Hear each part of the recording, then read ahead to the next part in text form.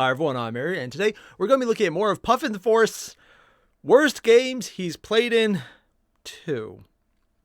Now, the first one was, honestly, it was a bit rage-inducing. I might have legitimately had pain watching some of his examples and realizing, oh, there's some modules that you should avoid at all costs because, dear God, the writing in them is so bad that it legitimately takes the concept of fun, drives it into a blender, and I mean it takes an entire car, it drives that car into a blender, which is really not possible to start with, but that's the level of writing you have there. It's shit! As you can tell, I don't really have very many strong feelings about the last episode. And now we get to see more. Yep. This is the Schadenfreude episode, where I know going into it, I'm going to be mad. And usually it's not a Puffin. He's a really good DM. He just, apparently, if the last episode is anything to go by, DMs a lot of really badly written modules. As in, if you literally said, bam, dragon attack, it would be an improvement. Would everyone die horribly and it would be a completely unfair module at that point? Yes. Still count as an improvement. That's not a good thing to count as, but it does. Oh God. Let's just go and jump right in. You guys know the deal. Link below, original video. Make sure to hit up. And if you haven't already, don't forget to like. I can't speak today. I got so into it, I forgot how to word. That's a thing, apparently. Don't forget to leave a like and subscribe. Because at the time of recording this, we are literally less than 1,000 subscribers away from 50,000. So I might be a bit stoked if I'm using that word right. It's me, so probably not. If I just offended someone, I mean, it's me, so it's going to happen regardless. I'm kind of an asshole. But we're just going to run with that one. Again, link below, Puffinforst video. Hit it up. Now let's get started. In playing D&D for as many sessions as I've had, I've collected my fair share of bad D&D stories. That's a lot of shit. This one in particular was my top RPG horror story, hands down. Oh, we're skipping all the way to the worst one. Those previous ones, which were bad, weren't the worst. This one is, though. Oh, yay. So we're not just in trouble here. We're going full on. This is as bad as it gets. Whew. That escalated quickly. Oh, God. Whenever a conversation would come about awkward D&D sessions, I go, guys, you gotta hear this. And this was my go-to ace in the whole session, which... Okay, so if nothing else, this is a story, 1, he's probably told a million times in person. 2, it's so bad, it's not even that he wants to forget it. It's that he wants to remember how bad it is because it's a good way to one-up people and, oh my God, this is so horrible, you gotta smell this type situations. And for anyone wondering what I'm referring to, it's a guy thing. We do that. I don't know why. It's weird. And whenever you really think about it, you're like, why did I just do that? But then you do it again. It's weird. I don't get it either. Why have I not told it yet? So, settle in. Nothing with the glasses, really. Ben and the awkward D&D session. Kind of reminds me of Diary of a Wimpy Kid. It just, yeah. I had an old 4th edition Dungeons & Dragons group that I played with for a while when I first got into the hobby. One of the DMs had invited me to play in a special Dungeons & Dragons game. No. When I asked what exactly made this game special, he explained. Our DM was interested in getting together what he called an all-star D&D group together. What? He wanted to have a more cinematic game experience. He didn't want to spend an entire session walking to a town, spending 1 hour role-playing, 6 hours fighting, with players just not remembering their abilities. He looked at me and said, "Hey Ben, I'm making a responsible game for responsible people, and you look like you're a guy who's got all his shit together." Okay, one obvious response here is, oh, you want an all-star category. You want to be Critical Role. Yeah, okay, makes sense. They look awesome. I need to look into their stuff more. I've been told that, and you know what? Now that I'm seeing more and more about them, yeah, no, it makes sense. I kind of want to find out more about them in a sense. On the other hand, it's like, oh, wow, you look like you have your shit together. Is one of those phrases where it sounds nice, it's meant nice, and I've never seen a case where that exact phrase is said, which isn't followed by horrible, horrible things. It's like saying, what could possibly go wrong? You just don't say it because it does not turn out well. It goes from, oh, You have your shit together too. Oh God, I didn't know. I am so sorry. That's usually the phrase that follows it. And who doesn't forget his spells and takes it most seriously serious, and someone who comes with character concepts that are not super lame and doesn't talk out of character and is super smart, big brain having person. And these are all very true things that he said to me. And if you've seen my other videos, you can confirm that these are all factual statements that are not incorrect or wrong in any way, shape, or form. Why, yes, Puffin is right. He is all of those things.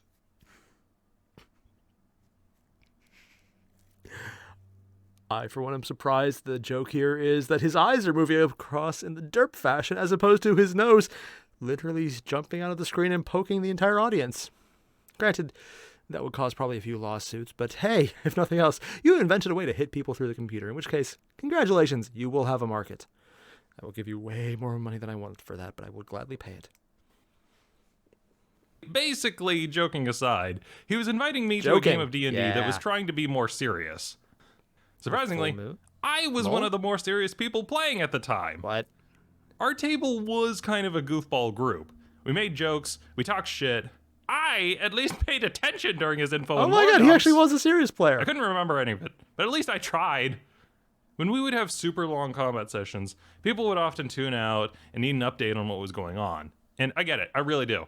I think anyone who's been playing D&D for any length of time knows that, well, you want to have this Lord of the Rings experience. You usually end up at the Shire with players debating about gardening for 3 sessions, with a DM trying to get somewhere, but it keeps getting undercut by people talking out of character and everyone becoming distracted by minor things. And whenever you watch a movie, the characters are like, wait, I got a plan. And then it cuts to some high-octane chase scene. You don't watch a movie where you have the characters debating for an hour before nothing happening. Plus, we were... In my defense, I am the kind of person who did watch 9 Angry Men and then also watched the play of it and enjoyed it. So I'm not exactly the target for that one. And if you don't know what that is, it's a very old movie. As in, it was black and white because that was the color options they had. It's actually really good. It's also really old. Yeah. Oddly enough, though, it could be updated very easily to any current, well, anything at this point. It's a very simple concept, very simple movie, and easily done on anything new. It's actually one of those things where updating it would be completely interesting. If they did a million different updates, each one would be different and completely good because it's just basic legal drama. So maybe getting the plan out as the entire drama is possible. I just don't know how you would do that in a D&D game without everyone being on board already and having pre-planned what they want to say, which would honestly in its own be kind of boring. But yeah, it's not impossible. For a group of 7 people. He wanted to try DMing 7 for a smaller table. So I said, okay, that sounds like fun. I'm in. We were told not to bring our own characters because he wanted to make our characters in session 0. What? The day of the game, I show up, and there's 2 people that I haven't met before. One is a new player, and the other is his girlfriend. I started talking to them, asking, oh, you guys play D&D? The new player goes, what's D&D? I was just invited to play a game. Turns out, the DM was trying to surprise him, so he...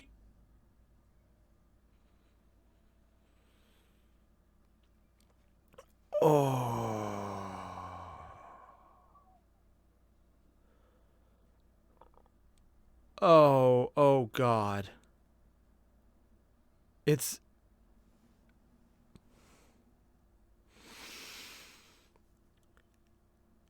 There's bad, and then there's this.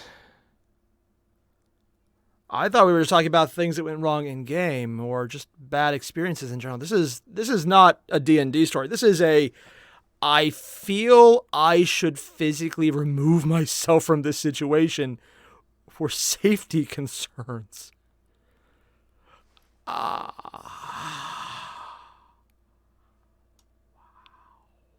Also, people who don't know what D&D... I don't even... I didn't play this for the majority of my life, and I knew what this was. It looked cool. I just didn't have a group of friends who actually did that.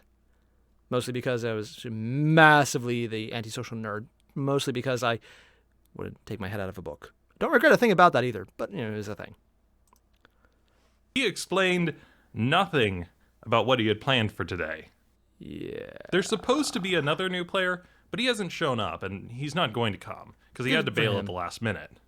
We asked the girlfriend, hey, do you want to play? She shrugged. Maybe? The DM butted in, she has to play. The DM explained that in D&D, there are 4 roles: leader, defender, striker, and controller. He suspects that the reason we've been having so much of a problem in the other game is that we've doubled up. We've got duplicates of each one. In order to fix this, we're just going to have one of each of the 4-player roles. 4 players, 4 roles. And you're already short a player. Oh, no. I know where this is going. It's probably worse. Usually with me as a player, I usually don't like going into games where people are like, oh, come on Wednesday and we need you to bring a cleric or bring this specific class.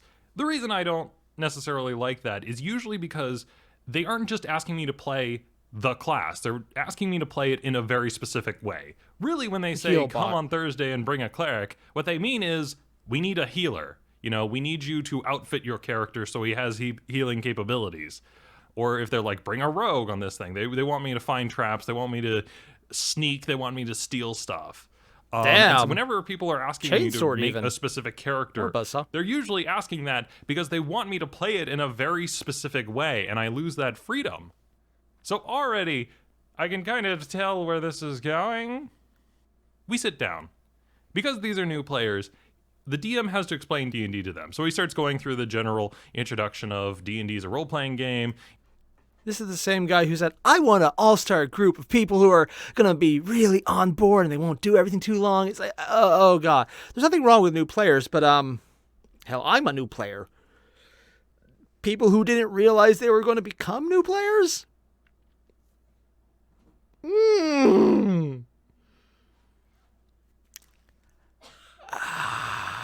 This is like me sitting down. It's like, hey, why forgot to play a game? And I finally get to agree to it. And then it's like, oh, by the way, we're playing D&D. That favorite game you've never tried before in your life. You have literally no idea what I'm talking about. Yeah, no. Oh, God. I'm sorry. This just keeps... He did a picture of a whirlpool a few seconds ago. I think that's too optimistic. Each player assumes a persona, one of the characters, blah, blah, blah. And then eventually we get to the character creation. The DM pulls out a stack of blank character sheets and pencils, and I immediately panic and pipe up.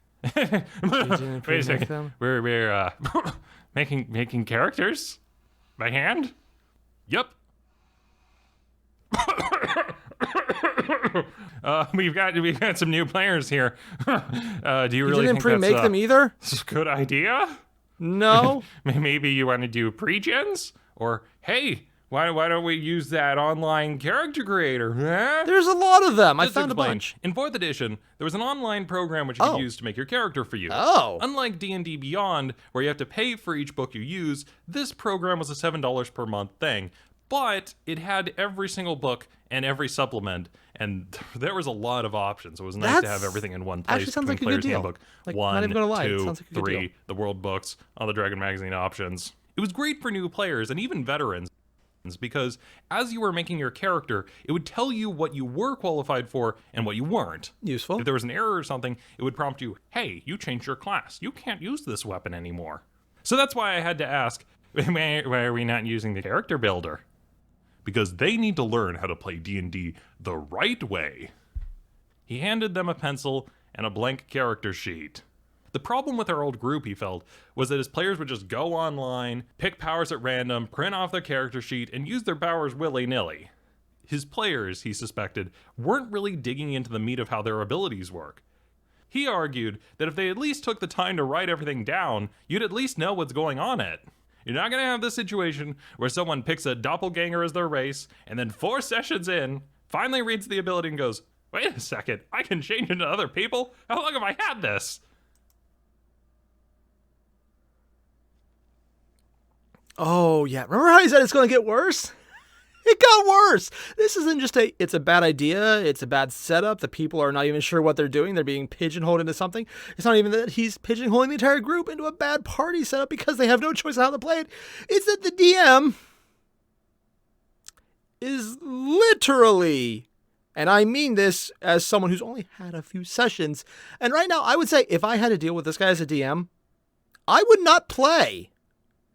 This sounds painful.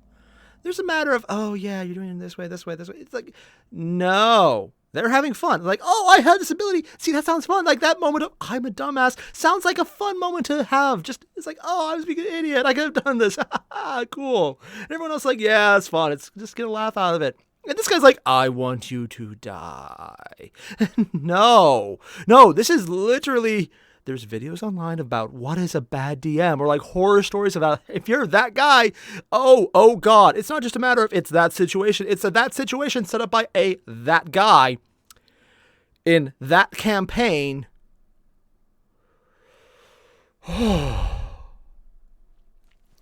Where in the previous video Puffin did on the worst games he's played, it was about bad modules. Here it's about bad everything else. I'm sure they won't even get to the module.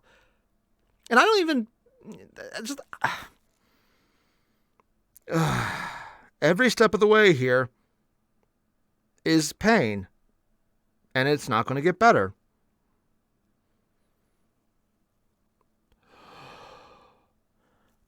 I'm just taking this right now and realizing I've been spoiled with a really good DM.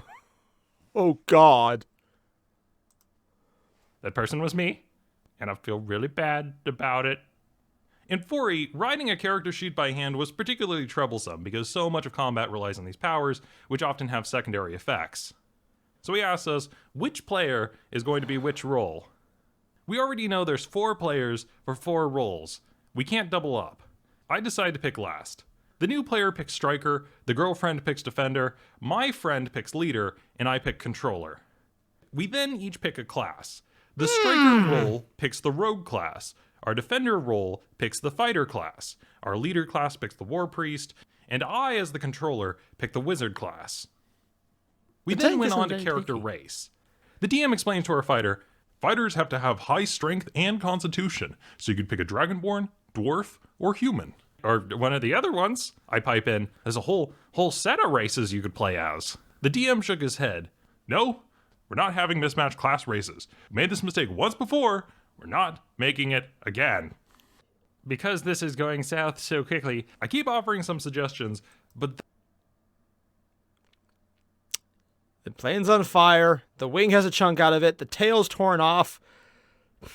At this point, though, based on what he said, the fact that the propeller is still spinning seems like it's a little too optimistic. Also, bullet holes, I just noticed those.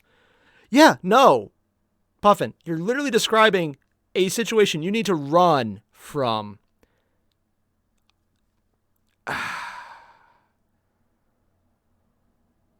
Oh, God. This is... No. they keep getting shot down. That's also on fire. I'm saying stuff like, why didn't we use pre-gens? Or let them pick whatever they want? Or use character building program? Or just skip over this section?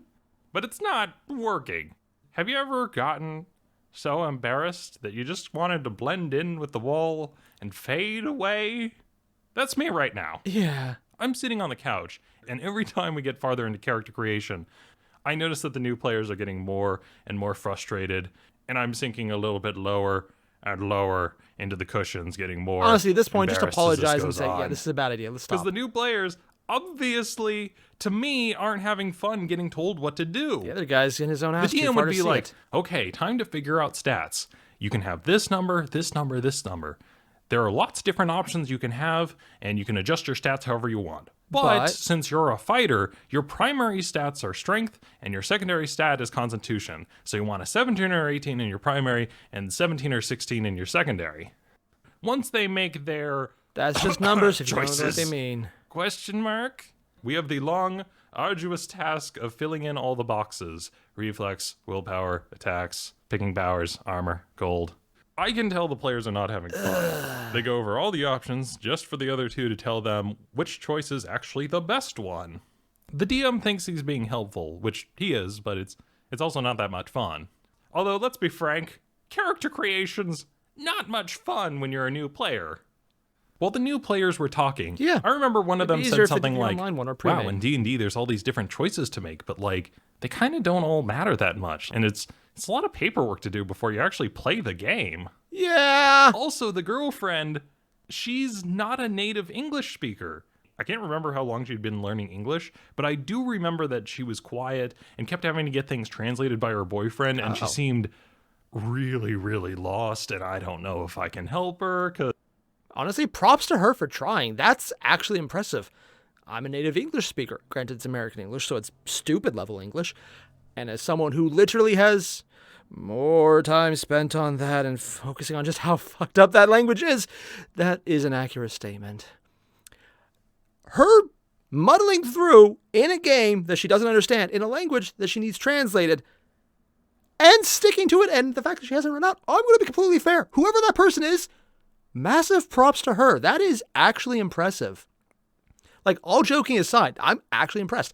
I would have given up and got frustrated and stormed out a while ago. Granted, I also would have run for the hills screaming well before that point it was even reached, but it still counts, sort of. because she doesn't recognize a lot of English words, like And these are some made-up words to start with. reflexes, Well, not those, armor but class. it's a made-up Finally, phrase. after 4 hours of tutorials and character It took creation, our Ah. characters are set yeah, up. more The writing, not DM online. is totally happy with our characters. And they're I'm done, playing as a right? They child wizard ran. named Kevin. Our other veteran is a Tempest War Priest and a noble. Our Dragonborn fighter is big, and our halfling rogue Does is he have no arms? a rogue that is a halfling. That's all I can remember about them. We start off and get into a fight. There's some role-playing going on, but it's just between me, the DM, and the cleric. The two new players are just watching us with this what's the fuck look on their faces. I know I, as the character, should be trying to include them more in the dialogue, but that They would don't require want me to to. make eye contact They don't know what with they're them. doing. And And they don't know I'm so why. embarrassed. I just can't. Besides, after what we put them through, if they want to sit out, I'm fine with that. Yeah, that's the nicest option, honestly. During the roleplay, I ended up doing a little skit. My character got stabbed, and it led to this overly dramatic thing where Kevin just burst into tears. He thought he was going to die. The pain was horrible. The cleric healed him, but he continued to whine about it. The DM explained to the new players, D&D is, at its core, a storytelling game.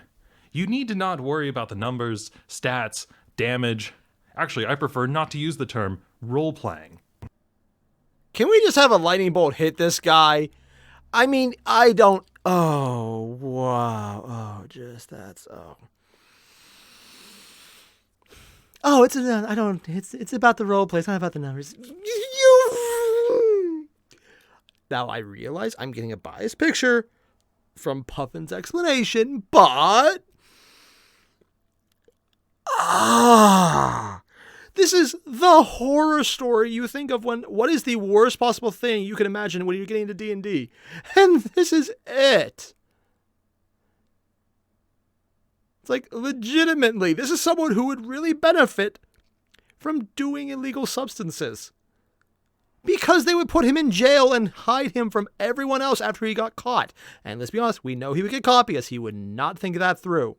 And yes, that is the upside. Not that he's on drugs, but because he would be in jail and out of the public. Because at this point, that is a menace to society. I might be a little dramatic here. I feel it's justified. But I'm also really tied up in this right now. It's just... Literally, when I started, this is what I feared would happen. And then we're just hearing that it did happen. And... You know what? I just realized I'm getting legitimately upset about this. Like, not even just level upset, but... Okay, we're doing this. Levels upset. Yeah, I'm definitely spoiled by GMs right now on my side. It's a bit misleading. Really, Can you just it's punch him? acting. You are actors trying to convey the emotional highs and lows. Punch and him. focusing on the story Punch is the most him. important part. Punch After him. the session was over, with 30 minutes of play, the DM started giving us pointers. Fighter, really, you should think about using a voice. Try going a bit more deep. You're a dragonborn for crying out loud. Cleric, You are a noble. Try being a bit more respectful, a bit more, refined, I guess you could say.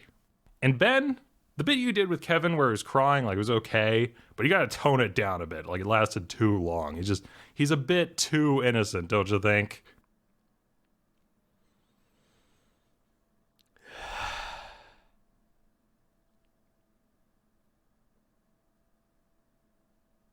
Do I need to say anything? Do I really need to say anything here? Oh God, why?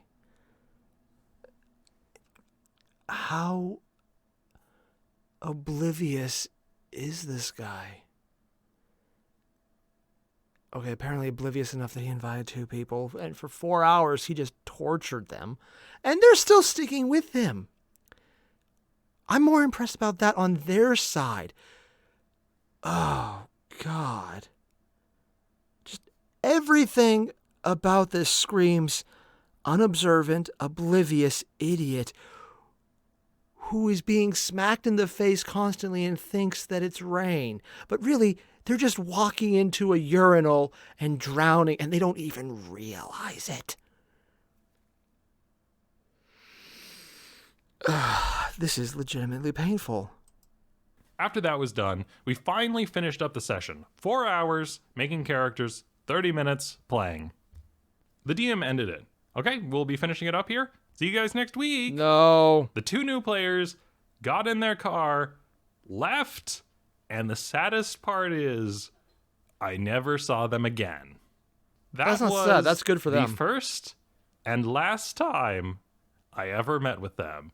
And the one thing I regret is I never got to tell them how very sorry I was about how that game went down. Yeah, honestly, that's probably an honest regret there. I found out afterwards that our DM wasn't happy with the way our regular group had been running. He felt that we were playing our characters too suboptimal, and that's why the fights were taking an ungodly length of time. Which is why he was interested in playing D&D the way it was intended, the way it was represented in the book, with 4 roles, 1 character from each role, at the appropriate levels, with the appropriate class and race. But part of the difficulty comes down to mathematics. That's a bad DM. Like, the enemy has 200 hit points, and the players can dish out only about 20 points of damage in a round, excluding missed attacks. That fight is gonna take 10 rounds, no matter how much you slice it. I've kind of wanted to make 4E stories for a while, but I couldn't really make a video on some of those earlier games and always decided against it, because what would I do? A lot of them were just flat boring. It's easy to make fun of bad, but boring's a lot tougher. You gotta skip almost everything at that point. After all, if I were to make that video, it would just be me on the screen going, "We fought goblins for 8 hours," and then cutting the video. Right there.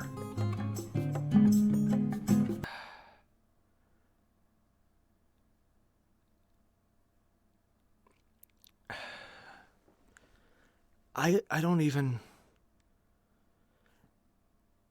Every step of the way, this was just painful. Like, Puffin did a great job. The animations were funny. The faces were great. They got the emotion across. Even the little bit of animation we did where every lip flap was animated at the end. It's like, yeah, this is why I don't do 4E. It's a boring system because there's just too much health. It doesn't go fast. And it's just goblins, so it's not even the big guys. Yeah. Mm-hmm. I've heard there's some really nice nitty-gritty things in there, so you can do some bullshit with 4E. But then at the same time, there's also the stuff that just drag it out, and you're like, oh, that's a thing.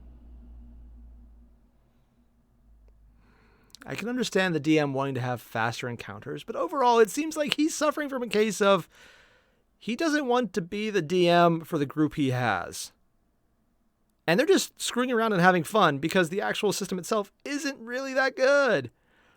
And they're not really fixing it by just changing things or homebrewing up a solution they like.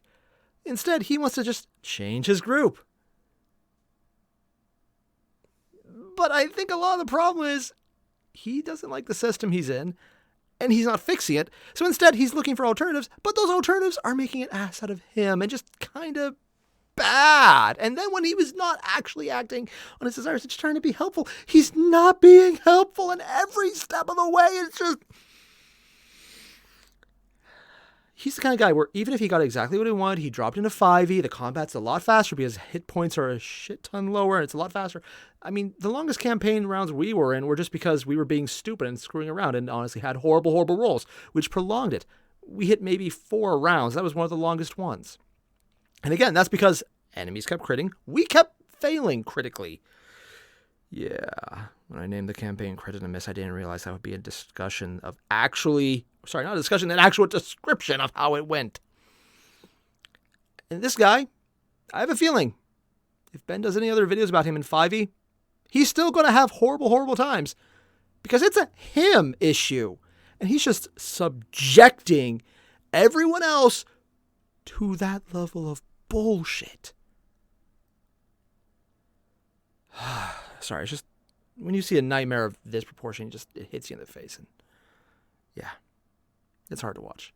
So if you haven't already, there's a link below to the original video. Make sure to hit up. See you guys in the next one. Adios.